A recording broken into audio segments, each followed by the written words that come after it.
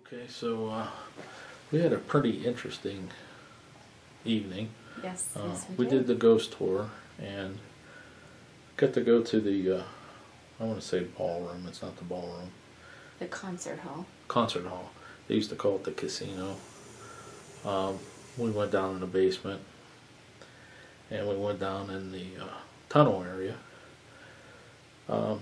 Didn't really get much anything on the tour except for maybe a couple little blips on the K2 meter. We got down in the basement of the concert hall. So that was pretty much it. We were gonna come up to the room and chill out and maybe do an EVP session or you know, here and there, that kind of stuff. And we hadn't brought in our luggage yet. We didn't bring in our luggage yet, so we started back out to the car, and one of the rooms here on the 4th floor is 401, and it's right next to the elevator. So we were getting ready to go to the elevator, and Marianne goes push the button, and she gets shocked. Yeah. So it's not just me. No, I've gotten shocked now twice. Yeah. And the girls staying in that room were going into the room, and they saw we had our shirts on. Yeah. So they asked if we would come in and check out the closet for them, because that's one of the claims, is something comes out of the closet and touches you and gropes you. Yeah. And they were a little nervous about staying the night in there. So of course Marianne's like, "Oh yeah, no problem." She goes and locks herself in the closet. I was so excited to get to go in there. They were like so excited because somebody would come in the room. It was pretty cool though. What was their name? Do you remember their name? To be honest, I don't. But they're gonna text message me. Yeah, they're gonna text message us. So yeah, they were kind of excited that we went in and kind of like debunked the claims and kind of told them they're okay for the night. And actually, we gave them a Glendale. Yes. And then we told them, you know, hey, if things get too rough, we're Gin 410. Come knock on the door, we'll switch with ya. One thing that was kind of interesting too about that room was the one girl. She was kind of had some reservations about a chair sitting in the corner. It was different than the chair we're sitting in. Right. So I really don't like that chair. So I asked Marianne to run down and get the K2 meter, and I was just going to check it out and see if there's anything on it. You know, normally if there's like a attachment type spirit or something on an object, the K2 meter will pick it up. So I'm going over the chair, and you know, typically nothing until I hit the one arm of the chair. It was the left arm of the chair, and the K2 meter did pick up along that arm, and there was nothing else there. No, I debunked there was no electrical or anything, and it was that arm that was picking something up. So could be either the chair or the wood that the chair is made out of might have had something. Yeah, but I didn't feel anything in the closet. No, but the obelisk, she grabbed the obelisk. The obelisk picked up some words. The obelisk was talking. The obelisk said a whole bunch of things, actually. Let me see if I can go back. The last thing it said was scruple, hell, and rent. Let me see if I can find the log. And it also had said rate. I remember that. That's not cooperating on us now. Of course not. Why would it want to do that? But I found it interesting that he said scruple, because the guy who's supposed to haunt that was actually very unscrupulous, and he tried to, get the money off of all the locals, steal their land and things like that from them. So intern products rate, blog, yeah. rent, hell, scruple. And that's the only thing that this has picked up. The entire time we've been entire time. Now we got another story for you. Yeah, it gets better now. It gets better. So we were talking with them, taking pictures and that kind of stuff, and then two other couples came up because the door was open. They're like, "Hey, what are you guys doing in there?" You know. Yeah. And the one couple wanted us to come down to their room and kind of check it out, because the claims in that room, which was room 413. Was that people get strangled in that room. And I think the story he said was something about two girls were down in the bar getting drunk and told the bartender if he rented the room, they would have a threesome. Yeah, they would have a threesome night with them or something, and somehow they got strangled or whatever and ran out or something like that. I don't know. Blamed the guy. Yeah. They didn't see the guy, but they blamed him for it. Yeah. So they got strangled by a spirit and ran out. Right. So we did an EVP session in that room. I don't think the obelisk picked anything up. The obelisk did not pick up anything. K2 meter did nothing, but we did catch an EVP, didn't we? We did. So I was asking, standard questions. One of the questions I asked is this your favorite room? And the EVP said something like, no. Which was quite interesting. I didn't listen to the whole session yet. I didn't put it on the computer yet. I had my mega headphones. When we were first listening to it, you thought it said something else. But the guy who's staying in the room, he listened to it too, and he's pretty bound and determined that the EVP says no. Yeah, so I really want to get back home and get that on the computer and listen to it, see what it says. But we did catch an EVP. Yes. Is this your favorite room?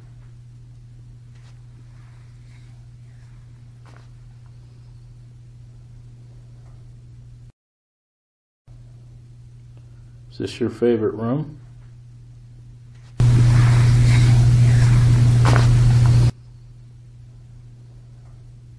Unfortunately, I didn't have an EVP recorder in the closet with me because I wasn't planning on doing anything. We were going to get our luggage and trying to chill out a little bit. But it was really funny because I was in there and I was talking like it was an EVP, but I wasn't holding a recorder. I said, do you have a recorder? Because she's carrying on a conversation. And the girls the girls were in the room with you, and they're like, is she having a conversation?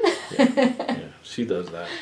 Yeah. So, anyways, that's kind of, we got some stuff. Yeah, tonight. And the third couple that was there, they're staying in 217, and they let me and some of the other people in their room earlier tonight. You got pictures in there? I did get some pictures in there.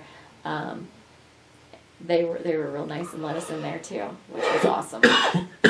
So altogether, everybody on the 4th floor, they are team players. That's right. Okay, so I think we're going to kind of chill out a little bit. We have to get up really early in the morning. I don't even know what time it is. This clock's wrong. That clock says something right now. I know, every clock is wrong. We've been going strong since early this morning. It's 11:30 already. I got up at 5 this morning. Yeah, so I don't know if we're going to try an EVP session here after we chill out or if we're just going to pass out, which normally happens. But so that's pretty much it for us from the Stanley Hotel. Highly recommend it. The tours were great. They were, we didn't get stuff on the tours, but there was a lot of newbies, so to speak. Yes. The tour guide actually said, hey, if you guys want to go down there and do, normally we'd be like all over it, but we're a little whipped. Yeah. So, anyways, you have anything else?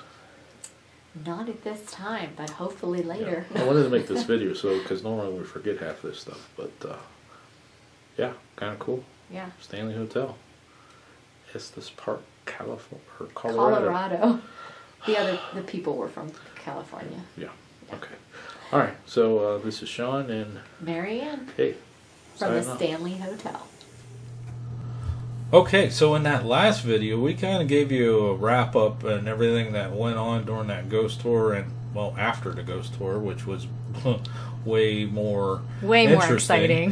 That EVP, I laid the EVP, when I was talking about the EVP, I broke up the video and I actually put the EVP that we caught we heard that there in the room. We played it back. We normally don't do that. We've only done that actually literally 2 or 3 times. The other time that I did it, and we haven't done a show on this yet, was the Lizzie Borden house, but that was kind of like the last time I was going to do this, but I normally don't play back those EVPs right there just to see if we get anything.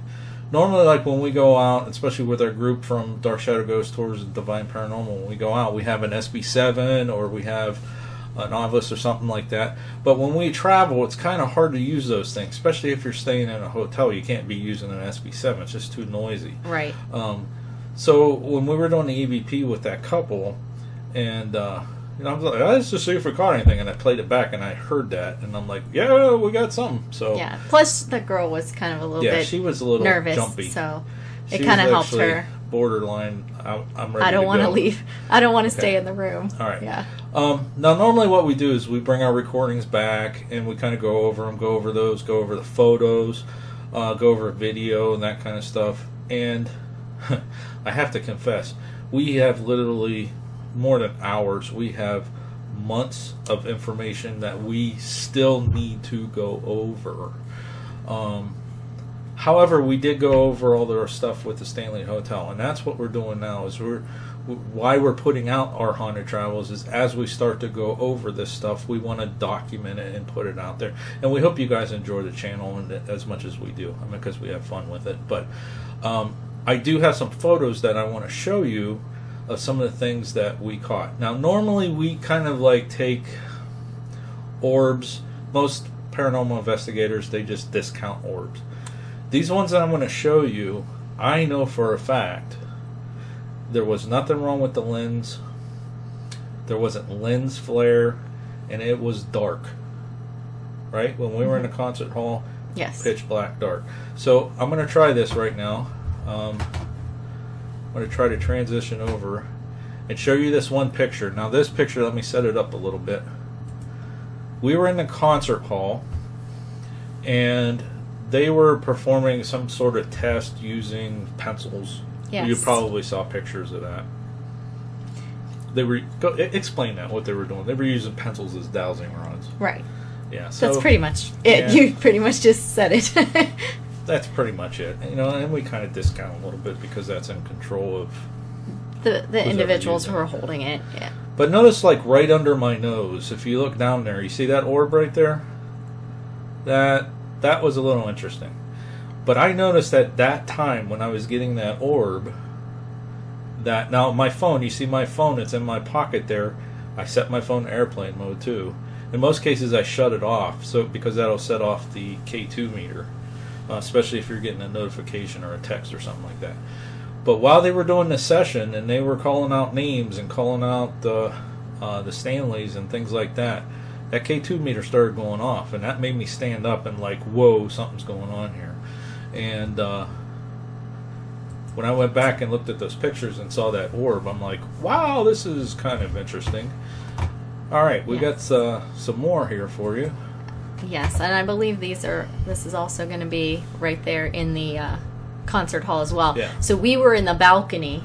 Yeah. And so over the balcony are the next few shots. Yeah. Now, what I do, Marianne does it too. This is why sometimes we get, I don't want to say thousands, but hundreds of photos from locations. Is when we take photos, we try to take 3 or more photos in the same location, same camera angle, and that kind of thing. And this way we can tell we could tell easier if it's camera flare or something like that. Now in these next 3 photos I'm going to show you, you're actually going to see I was standing in the same location on up in that balcony shooting down. Now it's pitch black. I mean, there was no lights on. Really the only thing you could see was that green light that was on over the door. You could see that. But if you look on the stage, you can see some orbs up there on the stage. Okay? There's no lens flare. And I'm going to show you a succession of photos here. Maybe.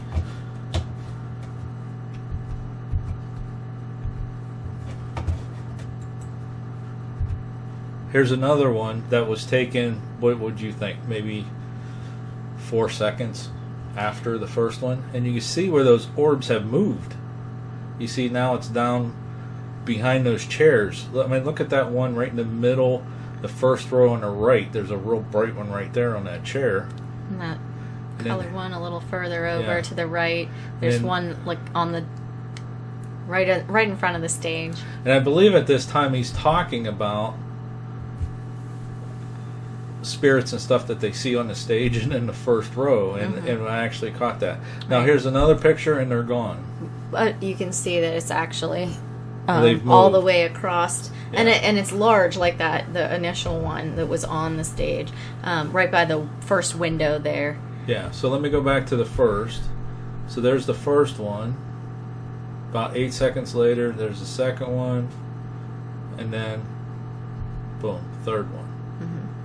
So that's kind of interesting. I mean, was there something there? Don't know, but we couldn't throw that one out as not being some kind of evidence. I mean, it's hard to explain. I mean, we went over that. We looked at those windows. If you're seeing something that we don't see, please leave it in the comments. Absolutely, that's why we're posting this stuff out on YouTube. If you see something a little different, but I'm very meticulous when I go over these photos because I know there's some questions sometimes. So the next photo that we have, now you could tell from this one, number one, I need to lose some weight, but number two, okay, so we're down in the basement, and if you've researched the Stanley on YouTube or other websites and stuff like that, there is that video out there where they caught that little child down there. But look at the limestone. That's what that building's built on right there. But right above that rock, you can see a bright little light. There's nothing down there, folks. There's no pipes. There's nothing there. And that's just a little blurb. I mean, there was nothing on the camera. But, and that's looks like it has a little bit of light coming from it, too. So, that one there is interesting. Again, we couldn't throw it out because it's paranormal. We couldn't explain it. And a lot of people will say, well, you know, it was dusty and dirty down there. Why is that the only one? Yeah. And why is it so bright? Right. Now this one, you got to look kind of close, and I hope it shows up in the video. If not, we also have these on as stills, actually on Panic D. But if you look right in the middle, like in the darkness, Marianne's kind of struggling right now to look at it. Yeah, I can't tell with the But angle of our when you blow light. that picture up, you can actually see an orb in the darkness shooting down that hallway. So that one's a little bit harder to see. I don't know if it's going to come out in the video or not, but like I said, it is on Panic D. And I think, okay, now that EVP that was in that last video, this is the room that we did that EVP in. Right. Now, the claims are, what were they? Two girls on the bed, you know, getting a little bit barrel with the With the guy from with the down in bartender, the bar. Yeah. and they said they got strangled. So, as we were doing that EVP session, we were talking about that a little bit, and the girl that was staying in the room that night was worried about getting strangled and stuff. But look right in the middle of the bed, folks. Kind of interesting. There's an orb right in the middle of that bed, and this is that room. You were snapping off pictures while we were doing the EVP session. Yes. So again, we could not throw that out. A lot of photos we throw out because we say, okay, it could have been glare off the table, could have been glare off of this, glare off of that, but or dust. A lot of dust. We get a lot of dust photos, that kind of thing. Now, do you want to talk about this? Do you remember the story? That was in the parlor. Yes. So in that first video that I showed you when we were doing the walk around, there was a room that we went into, and over top of the door said billiard room. That was not the billiard room. That was actually the bar that led into the billiard room, right. And that's where the men would hang out. No women were allowed in that room. Yeah, so this was actually a flag that was donated to them by a military member of a family. Yeah, who was involved. No, he recently visited. I mean, it hasn't been there that long. Right, but it was him or his family that donated somehow it. His descendants were either related to Stanleys or something like that. I think that's what it was. I'm going to flip back to us just for a second, then I'll come back to it. But okay, Stanley Hotel was built because basically Mr. Stanley had tuberculosis. They called it consumption back then, and he was dying. So his doctor told him to go out up in there, you know, basically where I can't breathe, but and it would be good for him. It would be good for him. It would help heal, so to speak. So that's why it prolonged his life living out there. Right. And they built the Stanley Hotel. So they built they had their house there. Yeah, they had another house. The But Stanley they Hotel needed- was actually their guest house. Right, they needed someplace for their guests to stay when they came to visit, and so that's why the hotel was actually built. It was their guest house. So he would write all of his friends, and if you Nice don't, guest house, right? if you don't know the history of the Stanleys, I mean, Marianne went over it a little bit, but they made all their money with film development. Actually, they sold it to Eastman Kodak, but anyways, all of his friends and stuff, very wealthy friends or well-known celebrities, he would write to them and say, I am feeling great, you know, you got to come out here and experience this and that kind of stuff, which brought a lot of visitors out to them, and that's why they built the Stanley Hotel. That was a guest house. All right, so anyways, fast forward a little bit, okay. There was a gentleman who was in the military, and he was having health issues. And he heard about the Stanley, and he went out there and visited and stayed there and so on and so forth. It made him feel so much better that when he came back again, he donated this flag to the Stanley Hotel, which they framed and hung above the mantle. Mm-hmm. The Stanleys were great friends with, I'm trying to think of the guy's name that wrote the Star Spangled Banner. Francis Scott Key. Francis Scott Key, that's right. So when he heard the story about Francis Scott Key and Mrs. Stanley's piano, he was, patriotic about that, and that's why that he wanted to donate the flag. So, but here's the story behind that flag. If you look real close up in the top right-hand position of that picture, you could see a face starting to come through on that flag. I wish I could take the mouse and point at it. I am on the computer, but So I if can't you on the see- picture. If you see the reflection from the ceiling beam, right there in the center, it's nice and that bright white shining spot. If you go over to the right, about halfway between that and the edge of the I think flag. it's the right. It might be to the left. I don't know. Things are kind of reversed. Oh, are things reversed when we're recording? Okay, so like on guess if the you're red looking at and white flag, stripes. yes, it would be So- to the right. It may be backwards. I'm not sure. Yeah. You can start to see those eyes there, and you're like, "Oh my gosh, is there a face really starting You to show can see through there?" 2 eyes, a nose, and a mouth, and something with a long beard. They say that is the likeness of Mr. Stanley. He's starting to come through on that flag, and this gentleman that donated this flag has come back every year to the Stanley, and every time he comes back, that face is starting to come out more and more and more. It almost looks like it's bleached onto there somewhat. So that was kind of that's pretty cool right there. All right, I'll get my mouse back. Okay. So, all right. That's it for our evidence pictures, and we have all those pictures. If they didn't come out on the video, they should, but if they didn't, you can go to Panic D, bring up location 1032, which is the Stanley Hotel, or just go ahead and search for the Stanley Hotel under search, bring it up, go down into the evidence section and expand those, and the actual photos are actually in the database.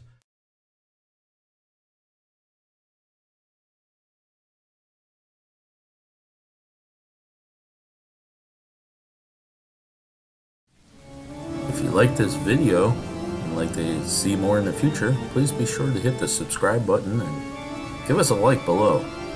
Also, if you have any comments or suggestions for future videos, please leave them in the comment section. Thanks for watching this episode of Our Haunted Travels.